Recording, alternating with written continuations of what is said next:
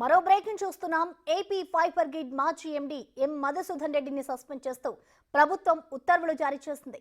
Fibre grid కనెక్షన్లలో అక్రమాలకు పాల్పడ్డట్లు ఆరోపణలు రావడంతో ఆయనపై చర్యలు తీసుకుంది.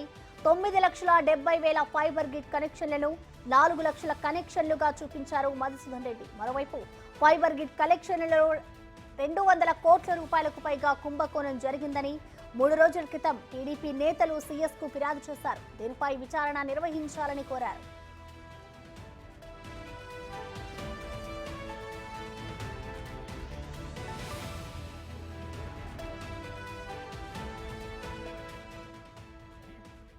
ఏపీ ఫైబర్ గ్రిడ్ మాజీ ఎండీ ఎం మధుసూదన్ రెడ్డిని సస్పెండ్ చేస్తూ ప్రభుత్వం ఉత్తర్వులు జారీ చేసింది.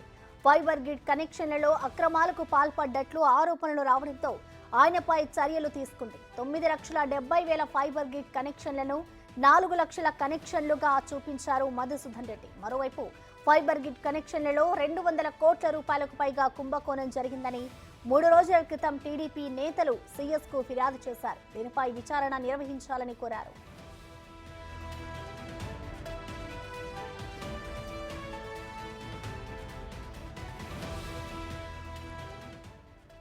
దీనిపై మరింత సమాచారాన్ని మా ప్రతినిధి శివ అందిస్తారు. శివ, చెప్పండి, మధుసూదన్ రెడ్డి సస్పెండ్ కి సంబంధించిన డీటెయిల్స్ ఏ విధంగా ఉన్నాయి? శివ, మొత్తం మీద చూస్తుంటే కనుక ఏదైతే ఇటీవల జరిగిన పరిణామాలు ఏపీ ఫైబర్ గ్రిడ్ కి సంబంధించి కూడా భారీ స్థాయిలో అక్రమాలు జరిగినట్లు కూడా అధికారులు గుర్తించారు.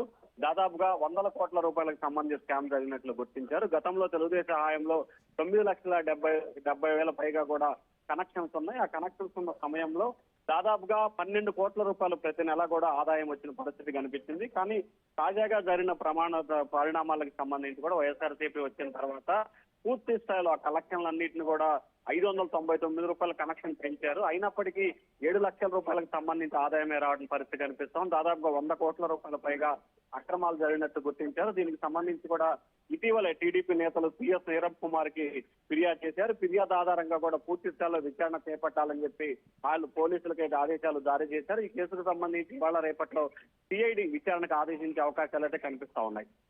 Right, thank you Shiva.